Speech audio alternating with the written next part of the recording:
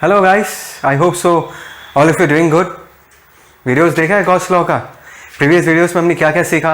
Gauss law सबसे पहले flux से चालू किया था, फिर गॉस लॉ, उसके अंदर का जो इंपॉर्टेंट पॉइंट्स था लास्ट वीडियो में हमने वही डिस्कस किया। तो आज हम क्या करेंगे, आज हमने जो गॉस लॉ सीखा है उसका एप्लीकेशंस देखेंगे। ठीक है, सो सीधा सीधा स्टार्ट करते हैं। बाकी कुछ देखने की जरूरत नहीं है, just concentrate on this diagram. ये है क्या? This is a conducting sphere. ये क्या है? This is a conducting sphere. ये जो ब्लैक कलर का तुमको स्फीयर दिख रहा है, ये है हमारा कंडक्टिंग स्फीयर, और हमने इस पे क्यू चार्जेस डिस्ट्रीब्यूट करके रखा है। ये जो क्यू चार्ज है, this is distributed, this is basically given to this conducting sphere. और हमको ऑलरेडी पता है कि अगर हम किसी कंडक्टिंग स्फीयर को चार्जेस देते हैं, all the charges will always stay on the surface, right? अंदर कभी नहीं रहेंगे, मैं ऑलरेडी ये समझा चुका हूं। तो सारे चार्जेस आपको सरफेस पे ही दिखेंगे, ठीक है? And all the charges in this case will be uniformly distributed over the surface. सारे charges will be uniformly distributed over the surface. हमने कंडक्टिंग स्फीयर का रेडियस आर, कैपिटल आर मान के रखा है। सो पर्पस क्या है? यहां पर पर्पस है, हम गॉस लॉ यूज करके ये निकालेंगे कि for an external point, sphere के बाहर, जैसे कि मैंने यहां पर एक पॉइंट चूज किया, आर डिस्टेंस दिख रहा नहीं है, ये छोटा आर डिस्टेंस, दैट मीन्स यहां से आर डिस्टेंस बाहर स्फीयर के कारण कितना इलेक्ट्रिक फील्ड होगा वो हम निकालेंगे। और हम ये भी निकालेंगे कि अंदर कितना इलेक्ट्रिक फील्ड होगा। हाँ, वो अलग बात है, हमको पता है। तुम लोग सोच सकते हो कि सर आपने ऑलरेडी सिखा दिया कि कंडक्टर के अंदर इलेक्ट्रिक फील्ड क्या होता है, जीरो होता है। आज हम उसको फिर प्रूफ करेंगे गॉस लॉ के थ्रू, ठीक है? So before we start applying Gauss law, let us recap first कि गॉस लॉ हम कब अप्लाई कर सकते हैं। गॉस लॉ तब हम अप्लाई कर सकते हैं जब हमारे पास कोई क्लोज्ड सरफेस हो, और जो क्लोज सरफेस है उसको हम क्या बुलाते हैं? We call that close surface as Gaussian surface. याद है ना, ऐसा कोई सरफेस रियलिटी में एग्जिस्ट नहीं करता, ये हम कंस्ट्रक्ट करते हैं फ्लक्स निकालने के लिए, ठीक है?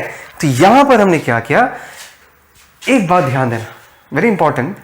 ये जो आपको चार्ज डिस्ट्रीब्यूशन दिख रहा है, this is a spherically symmetric charge distribution. इसका मतलब क्या है स्पेरिकली सिमेट्रिक? इसका मतलब ये है कि सारे चार्जेस आपको सेंटर से सेम डिस्टेंस में दिखेगा। All the charges are at the same distance from the centre, besides they are also uniformly distributed. मतलब स्फीयर को आप किसी भी डायरेक्शन से देखो, आपको एक ही टाइप का चार्ज डिस्ट्रीब्यूशन दिखेगा। ये जो इलेक्ट्रिक फील्ड लाइंस आपको दिख रही है, जो रेड कलर के एरोज दिख रहे हैं, this are electric field lines, and this electric field lines are also spherically symmetric. चारों तरफ से एक ही टाइप ऑफ आपको इलेक्ट्रिक फील्ड लाइंस दिखेगा। दैट मीन्स हमारे इस पर्टिकुलर क्वेश्चन में there is symmetry, and the symmetry is what? Spherical symmetry, ठीक है?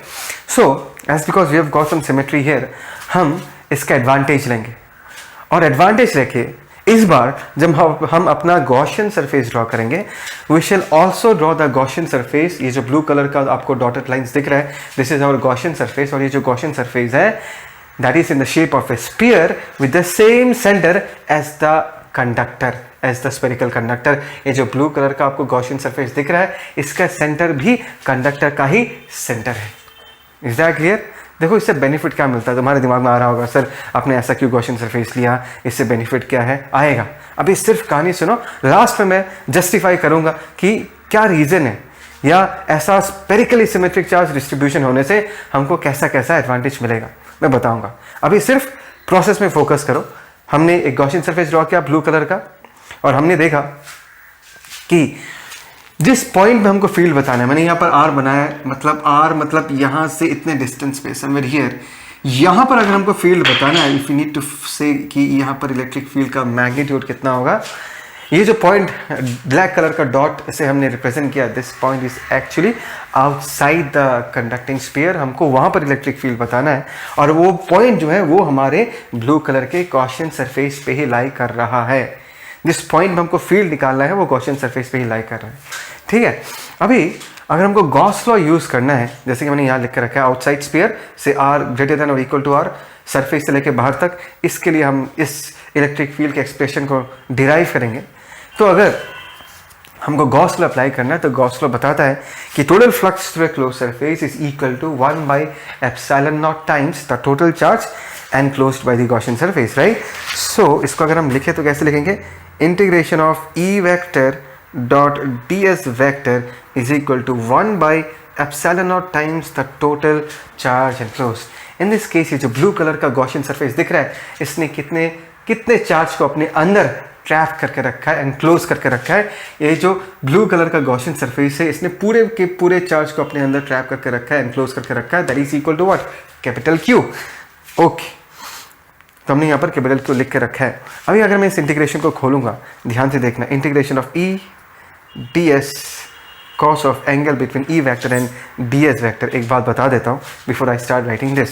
एक बात बताओ, as because ये जो गॉसियन सरफेस है ये भी स्पेरिकल है with the same center as the conductor, मैं लॉजिकली ये कंक्लूड कर सकता हूँ कि गॉसियन सरफेस के हर एक पॉइंट पे, गॉसियन सरफेस के हर एक पॉइंट पे, ये जो पॉइंट्स मैं तुमको दिखा रहा हूँ, इन सारे पॉइंट्स में इलेक्ट्रिक फील्ड का जो मैग्नीट्यूड होगा वो सेम होगा, because every point on the Gaussian surface is located at the same distance from the surface of the conductor। तो ये बात हमको समझ में आ गया कि E का magnitude all over the Gaussian surface क्या होगा, सेम। सेकेंडली मैं ये भी कह सकता हूँ कि as because all the electric field lines are always perpendicular to the surface of the conductor, सारे field lines will pass to the center, which means this electric field lines are basically radial, they will be aligned along the radius of the sphere। ठीक है ना? अगर ऐसा है, सारे electric field lines अगर radial है, तो अगर मैं तुमको इस जगह पर ds वेक्टर ड्रॉ करना चाहूँ तो ds वेक्टर ड्रॉ करूँगा तो वो एग्जैक्टली ऐसा आएगा। इस छोटे से जगह पर अगर मुझे ds वेक्टर ड्रॉ करना है वो भी ऐसा ही आएगा। तो अगर मैं इस प्रोसेस को कंटिन्यू करूँ तो तुमको ये दिखेगा कि ds vector and e vector are basically overlapping with each other. ds vector जिस तरफ, इलेक्ट्रिक फील्ड भी उस तरफ, which means the angle between ds vector and E vector will be equal to what? 0 degree। Is that clear? The angle between ds vector and E vector will be equal to what? Will be equal to 0 degree। आ रहा है ना समझ में? Simple, electric field का magnitude constant, angle between electric field and area vector क्या होगा? 0 degree. तो ध्यान दो, ये हो गया, और इसको हम लिख देते हैं q by एप्सिलॉन नॉट। ठीक है ना? क्या हम ई को इंटीग्रेशन के बाहर लेके जा सकते हैं? खुशी खुशी लेके जाओ, बिकॉज इलेक्ट्रिक फील्ड क्या है? कांस्टेंट। इलेक्ट्रिक फील्ड कांस्टेंट है, ds रह जाएगा, cos 0 क्या होगा? 1, एंड इंटीग्रेशन ऑफ ds आएगा, दैट इज इक्वल टू, ध्यान से देखो, integration of ds, closed integration. ds क्या है? ds है इस छोटे से पैच का एरिया। तो अगर मैं इंटीग्रेट करूंगा इन सारे पैचेस को, area area area area area area, तो ये जो ब्लू कलर का तुमको गॉसियन सरफेस दिख रहा है, इस पूरे स्पेरिकल गॉसियन सरफेस का मुझे टॉप सरफेस एरिया मिल जाएगा अगर मैं ds को इंटीग्रेट करूंगा, राइट। तो और एक स्फीयर का सरफेस एरिया का फॉर्मूला क्या होता है? 4πr², और हमारा जो गॉसियन सरफेस है उसका रेडियस कितना है? r। तो इंटीग्रेशन ऑफ ds कितना आएगा? That is e into 4πr²। Is that clear? And this is equal to what? q by epsilon naught. इसको अगर मैं सिंप्लीफाई करूं तो e का वैल्यू हमको फाइनली क्या मिलेगा? e का वैल्यू हमको मिलेगा 4πr², नीचे लेके जाता हूँ 4π एप्सिलॉन नॉट के साथ रख देता हूँ, that is 1/4π epsilon not into q, तो पहले से ही था, r² नीचे आ गया। तो इस एक्सप्रेशन को 1/4π एप्सिलॉन नॉट को हम क्या लिख सकते हैं? k लिख सकते हैं। तो हमने लिख दिया k q/r²। तो ये हो गया हमारे पास इलेक्ट्रिक फील्ड का expression by this conducting sphere at a point which is outside the sphere। जिस पॉइंट में हमने फील्ड निकाला वो फील्ड स्फीयर के बाहर है। Is that clear? तो ये हो गया हमारा एक्सप्रेशन। अभी मज़ेदार बात ये है कि अगर तुम इस एक्सप्रेशन को देखोगे तो कुछ तो याद आना चाहिए। ऐसा याद आ रहा है? ये सर हमने ऐसा एक फॉर्मूला पहले भी देखा था, कुछ याद आया? kq/r²। और हमने कब देखा? ये जो एक्सप्रेशन है kq/r², this is also the expression of electric field produced by a point charge at r distance। मतलब अगर हमारे पास q amount of point charge है, सिंगल पॉइंट चार्ज, मैं यहाँ ड्रॉ करता हूँ, जरा से हमारे पास एक पॉइंट चार्ज है q चार्ज, और यहाँ से r डिस्टेंस पे, कितने डिस्टेंस पे? r डिस्टेंस पे अगर मैं इलेक्ट्रिक फील्ड पूछूँ उसका भी एक्सप्रेशन यही आएगा, that is k capital q/r²। Is that clear? Is that clear? And ये ऑब्वियसली पॉइंट चार्ज तो है नहीं, बट इसके कारण r डिस्टेंस पे जो फील्ड है वो एग्जैक्टली एक पॉइंट चार्ज के लिए r डिस्टेंस पे जितना फील्ड होता है वही निकला है। Is that clear? समझ में आया? तो आगे से हम इस चीज़ को कैसे याद रखेंगे? आगे से हम ऐसा याद रखेंगे कि अगर मुझे कंडक्टिंग स्फीयर के लिए r डिस्टेंस पे फील्ड चाहिए तो मैं क्या कर सकता हूँ, इस सरफेस के, इस कंडक्टर के सरफेस पे जितने सारे चार्जेस है, सारे चार्जेस को हम कहाँ पर कंसंट्रेट कर सकते हैं, सारे चार्जेस को हम सेंटर पे कंसंट्रेट कर सकते हैं। फिर आर डिस्टेंस पे उस क्यू चार्ज के लिए, उस पॉइंट क्यू चार्ज के लिए कितना फील्ड बनेगा वो लिख दो, वही होगा answer for the conducting sphere. फिर से बताओ, मैंने कहा कि आगे से अगर हमारे पास ऐसा सिचुएशन आता है कि पूछा जाता है कि बताओ इस चार्ज कंडक्टिंग स्फीयर के लिए आर डिस्टेंस पे कितना फील्ड होगा, तो तुम क्या करोगे, कुछ नहीं करना, तुम इमेजिन करोगे all the charges on the conducting sphere, assume it to be concentrated at the centre of the sphere. सारे चार्जेस को अपने दिमाग में स्फीयर के सेंटर पे रख दोगे और निकालोगे कि आर डिस्टेंस पे कितना फील्ड होना चाहिए। जो एक्सप्रेशन आएगा पूरे स्फीयर के लिए एग्जैक्टली वैसा ही एक्सप्रेशन आएगा। आई होप सो तुमको समझ में आया। Is that clear? पक्का? तो हमने ये निकाल लिया कि कंडक्टिंग स्फीयर के एक्सटर्नल पॉइंट पे इलेक्ट्रिक फील्ड का एक्सप्रेशन ये होता है। ठीक है, अभी नेक्स्ट हम आगे बढ़ते। ठीक है, यहां चलते, इसका जवाब तुमको पहले से पता है, आज प्रूफ भी हो जाएगा। हमको अभी एक बार ये निकालना है कि अंदर कितना इलेक्ट्रिक फील्ड है। सुनाई दिया? कंडक्टर के अंदर कितना इलेक्ट्रिक फील्ड है। हमको ऑलरेडी पता है कि कंडक्टर के अंदर इलेक्ट्रिक फील्ड क्या होता है, जीरो। आज गॉस लॉ से प्रूफ कर देंगे। तो हमने इस बार क्या किया, अगेन ये ड्रॉन ए गॉसियन सरफेस, ये ब्लू कलर का जो तुमको स्फेरिकल सरफेस दिख रहा है, this is our Gaussian surface and it has been drawn with the same centre as the conductor. और हमने यहां पर फील्ड पूछा है। कहां पर फील्ड पूछा? यहां पर। और ये जो पॉइंट है वो सेंटर से आर डिस्टेंस पे है, such that this point is located inside the conductor, internal point. और जिस पॉइंट में हमको फील्ड निकालना है उसी पॉइंट के थ्रू हमने अपने गॉसियन सरफेस को पास करवाया है। Is that clear?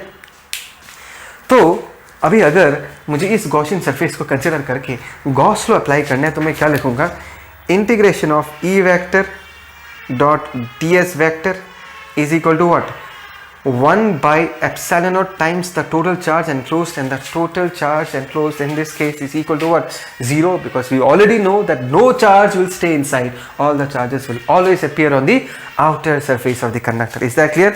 That means E dot ds क्या हो जाएगा, 0 हो जाएगा। तो यहाँ पर हम क्या लिख सकते हैं, integration of E ds, okay चलो E dot ds ही लिखते हैं डायरेक्ट। ये अगर 0 हो गया, मुझे पता है एरिया कभी 0 हो नहीं सकता। Is that clear? तो इस एक्सप्रेशन से हमको ये पता चलता है कि अगर इस एक्सप्रेशन को 0 होना है तो एक ही ऑप्शन हमारे पास बचता है कि इलेक्ट्रिक फील्ड को ही क्या होना पड़ेगा, 0 होना पड़ेगा, तब जाके एक्सप्रेशन क्या आएगा, 0 आएगा। I hope so you understand this. तो फाइनली हम क्या लिख सकते हैं कि यहाँ से इलेक्ट्रिक फील्ड का मैग्नीट्यूड जो होगा inside, that will come out to be 0। Is that clear?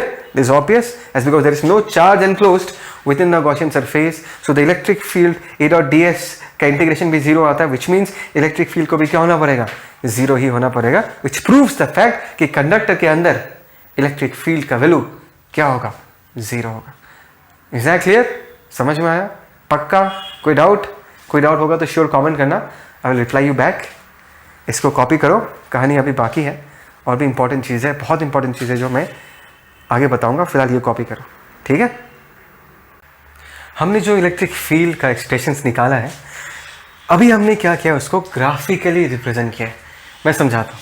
ये हो गया हमारा कंडक्टिंग स्फीयर, ये हो गया उसका सेंटर, आर इक्वल टू 0 से लेकर R equal to capital R तक। छोटा आर के बारे में बात कर रहा हूँ। छोटा आर सेंटर से डिस्टेंस बताता है।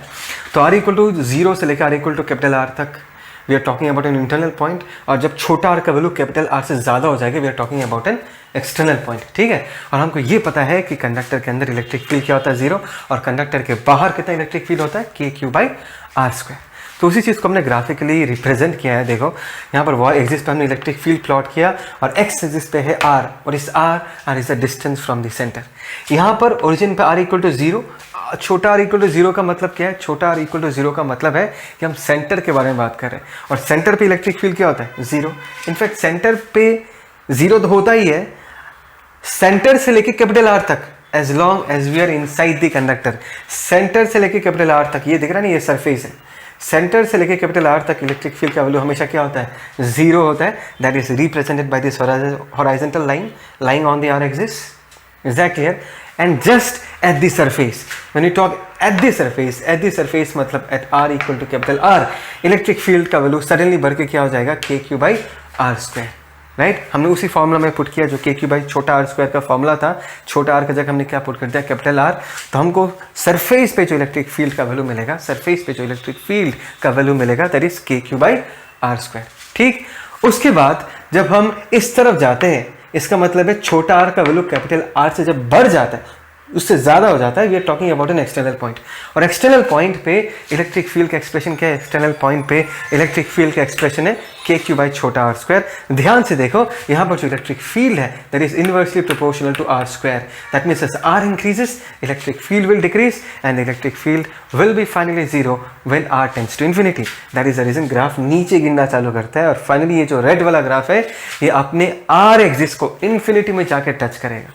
Is that clear? So this is the graphical representation of what we have discussed now. Okay, and now comes the most important question of this video कि why are we using Gauss law? Why are we using Gauss law? एक बार ये सोच के देखो हमने किया क्या है। हमने तो इलेक्ट्रिक फील्ड का ही एक्सप्रेशन निकाला है, बस अलग तरीके से। अभी इलेक्ट्रिक फील्ड तो हम कोलम्स लॉ से भी निकाल सकते हैं, राइट? कोलम्स लॉ यूज करके भी हम इलेक्ट्रिक फील्ड निकाल सकते हैं। So why do we need another Gauss law to do the same thing?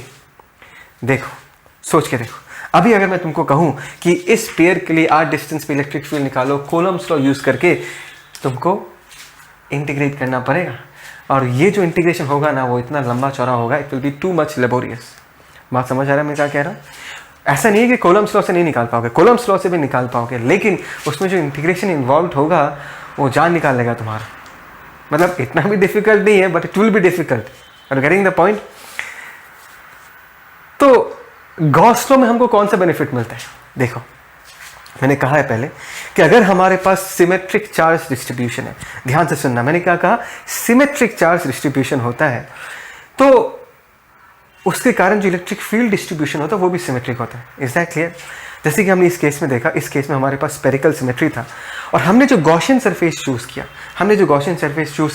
Gaussian surface का हर एक point was at the same distance from the conducting sphere, due to which Gaussian surface के हर एक point में electric field का value, electric field का magnitude क्या आया? Constant. Is that clear? That was the reason जब हमने इंटीग्रेट किया, integration of E dot D S, याद है ना, गॉस लॉ में भी इंटीग्रेट करना पड़ता है, बट हिसाब से वो इंटीग्रेशन तो एक लाइन का है। देखो, जब हमने इंटीग्रेट किया ई dot D S, S because Gaussian surface के हर एक पॉइंट में इलेक्ट्रिक फील्ड का मैग्नीट्यूड कांस्टेंट था। क्यों कांस्टेंट था? सिमेट्री के एडवांटेज के कारण। इस रीजन के लिए इलेक्ट्रिक फील्ड का मैग्नीट्यूड कांस्टेंट था। S because it was constant, वो जो इंटीग्रेशन है ई डॉट डी एस उसमें से ही निकल के आ गया। As because all the electric field lines are radial, angle between them was 0 degree, cos 0 1 हो गया, तो इंटीग्रेशन सिर्फ किसका बचा? इंटीग्रेशन सिर्फ बचा एरिया का, राइट? तो हमारा इंटीग्रेशन इतना सिंपल हो गया, बहुत सिंपल हो गया। हम लोग ई को निकाल पाए और एंगल को हम 0 डिग्री पुट कर पाए। और इसका रीज़न क्या था? एक बार सोचो, रीज़न क्या था? रीज़न ये था बिकॉज जिस गॉसियन सरफेस के ऊपर हमने इंटीग्रेट किया, उस गॉसियन सरफेस का हर एक पॉइंट पे इलेक्ट्रिक फील्ड का मैग्नीट्यूड कांस्टेंट था। और ये होने के लिए तुमको एक सिमेट्रिक चार्ज डिस्ट्रीब्यूशन चाहिए। You need a symmetric charge distribution, तब जाके तुमको इलेक्ट्रिक फील्ड कांस्टेंट वाला एडवांटेज मिलेगा, angle between E vector and D S vector 0 वाला एडवांटेज मिलेगा। तो सीधा सीधा अगर मैं बोलना चाहूँ कि अगर तुम्हारे पास ऐसा एक चार्ज डिस्ट्रीब्यूशन है जिसमें सिमेट्री है, मैंने यहाँ पर जैसे लिख के रखा है, it can be a spherical symmetric charge distribution जो हमने जस्ट नाउ डिस्कस किया। आगे जाके मैं सिलेंड्रिकल चार्ज डिस्ट्रीब्यूशन के बारे में डिस्कस करूँगा, प्लानर सिमेट्री के बारे में डिस्कस करूँगा। तो ऐसा अगर सिमेट्री है तुम्हारे पास, then Gauss law will always have an upper hand over Coulomb's law, because Gauss law के थ्रू अगर प्रॉब्लम सॉल्व करोगे वो बहुत जल्दी सॉल्व हो जाएगा, बिकॉज इंटीग्रेशन बहुत सिंप्लीफाई हो जाता है। तो गॉस लॉ कब यूज़ करना है वो डिपेंड करता है कि तुम्हारे सामने कैसा प्रॉब्लम है। अगर सिमेट्री है तो तुम इलेक्ट्रिक फील्ड कांस्टेंट ले सकते हो, एंगल 0 डिग्री हो सकता है, तुम्हारा इंटीग्रेशन एकदम आसान हो जाएगा। Go for Gauss law. Is that clear? Is that clear? I hope so तुमको समझ में आया। Fine, so let's conclude this.